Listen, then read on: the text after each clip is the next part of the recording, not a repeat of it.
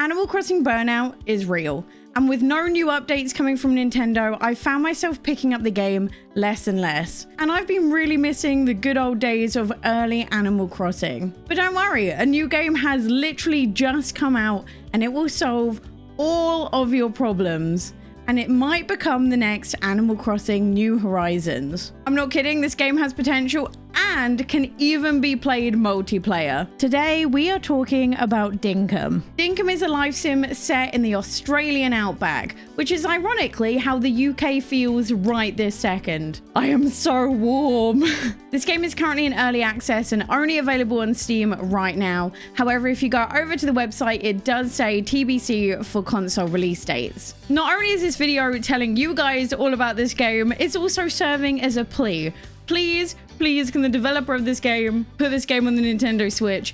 It is perfect for that platform, and let me tell you why. But before we do that, if you haven't already, please subscribe to the channel. We put out videos every week of all things Nintendo Switch related, and I'd really appreciate it. This story sees you leave your life in the city to move to the Australian outback and start a new life over there. And much like Animal Crossing, you can name your island. And one thing that's really cool is everyone gets a randomly generated island.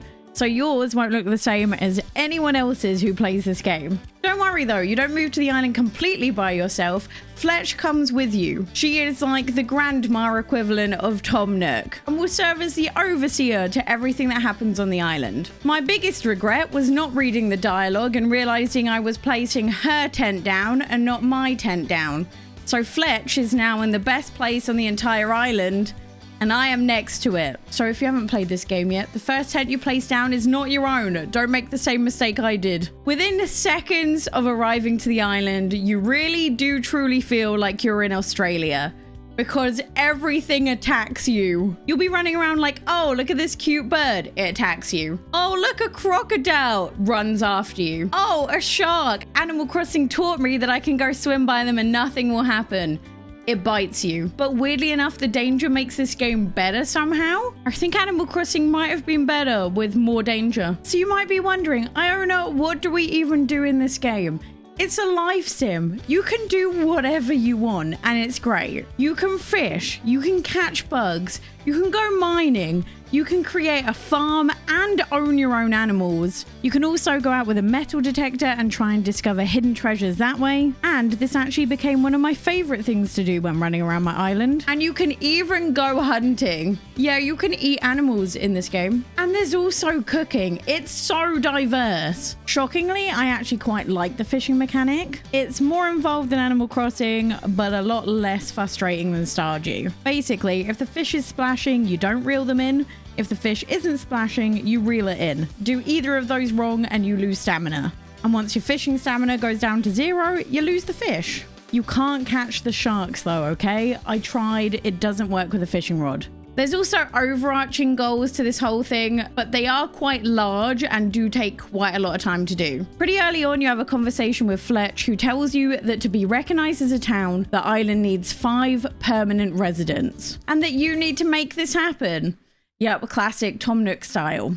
Every few days, a new person appears at the campsite, and these people are trying to sell you different things. And if you talk to them enough, buy enough things, and help them out, you can convince them to set up a permanent shop on your island. And that's where the real work begins. Not only do you have a whole host of resources you have to collect to build the shop, you are then put in extreme amounts of debt to pay for the shops. In my experience, the actual resources themselves wasn't too bad to find, but the money takes quite a while. It's like the good old-fashioned Animal Crossing grind. I'm not gonna lie, John has been creeping me out slightly. Like, why does his eyes follow you like that? I don't like it. By the way, the currency in this game is called Dinks. Why do I feel like the developer was a fan of Jenna and Julian? I feel like this isn't a coincidence. So far in my playthrough, I have the shop and the museum, but I've also seen a clothes shop, a tech guy. I don't know how to describe him. You kind of give him technology parts you find, and he uses those parts to develop blueprints, which you can buy cool contraptions with. One of them lets you predict the weather. You can get a whole host of different vehicles from him as well. And then there's also Steve Irwin.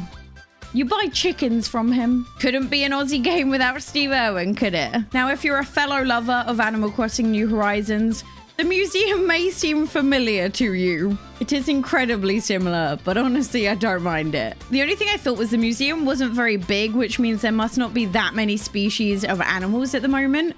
You can put both bugs and fish into the museum. Sadly, there's no fossils, which considering the amount of bones you see lying around, I thought there might have been. But as I said, this game's early access, so they could probably add more if they wanted to. There's also like a Nook point equivalent in this game. They're called permit points. They're basically the same idea. You get points for finishing achievements, and then you also have daily tasks that can also give you additional points. You use these points to buy licenses, and these licenses get more expensive depending on which tier you buy. These licenses unlock new recipes that then allow you to hunt, own chickens, farm, and even drive vehicles. I am so looking forward to unlocking the vehicles. So far, I have everything ready. I just need the money. Bit too close to real life, isn't it?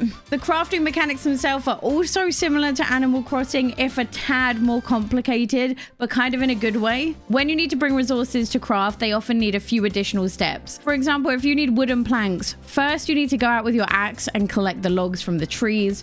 Then you use a saw to turn the logs into the planks, and you use that for crafting. I feel like it's somewhat more similar to Stardew in the fact that you need different machines to do different tasks. So for example, you have furnaces to make metal bars, you have a saw, you have a mill machine to make flour and chicken feed, and there's probably a ton more I haven't even unlocked yet. Another thing similar to Stardew is stamina. Everything you do, be it cutting trees, fishing, or even swimming, is gonna cost you stamina. However, all the food you can find around the island, like the apples, the bananas, all give you energy, and if you cook the food, it gives you even more energy. On top of that, if you cook a proper meal using the cooker, you get loads more benefits than just cooking something on the fire. Overall, I didn't find the stamina detracted too much from the game. As someone who played a lot of Animal Crossing and not as much Stardew, I've always had a little bit of a rough time with stamina mechanics, but it didn't feel too bad. However, the tool's durability still winds me up in every single game I play it. Does it really add that much? Do we really need it? I'm not too sure. I think this game would be fine without it. Also, this game doesn't really have a tutorial. I did find myself having to look things up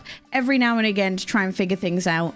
I think my one big tip is pay attention to what color the land is on the mini-map, as that gives you a good idea of where you can find certain plants, certain wood, and certain resources. It's honestly such a key feature that wasn't really mentioned enough. I love how much there is to do every single day in this game. Some days I just choose to explore, other days I choose to find new creatures, and then other days I just dedicate to trying to farm cash so I can move ahead in the progression of the town. The progression is quite slow, but in like an enjoyable way, not in a frustrating way. So I would sit down and play this game, and then 4 hours would go by and I'd realize that I really needed to go to bed.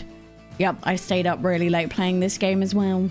I'm not hugely far in this game. There are a ton of things I haven't got to explore yet. I haven't had the person over to really help with farming, so I don't really have any crops yet. I also don't have the money to upgrade my house yet. Much like real life, it costs too much upfront money, and I haven't done it yet. And I haven't got a pet dog yet, because yes, you can get pet dogs. I just haven't figured out how yet. I do just want to quickly mention that this game is by no means perfect in its current state. And whilst I was very much enjoying it, there were a few instances where the UI got a bit frustrating to use, but it is early access, so these things can easily get ironed out soon. The thing I love about this game is it's similar enough to Animal Crossing that I feel familiar with all the mechanics, but it also has its own unique spin on the life sim games that this game feels refreshing and new. Not only do I have a ton of stuff left to do, like opening up the mines, there are also updates coming out. A roadmap was posted on Steam outlining all the future updates to come. Although they don't have dates, you can see that we're going to get buildable guest houses for multiplayer, new wild animals, new NPCs, new seasonal events, new fish, bugs, crops, and recipes and clothing. This game has so much potential. I've been loving every second of playing this so far, and I really truly hope it comes to the Nintendo Switch. Let me know in the comments down below if this is a game you'd like to check out, and if you're in need of a zoo game, click here because I have the perfect one coming to the Nintendo Switch soon. I'll see you next time. Bye.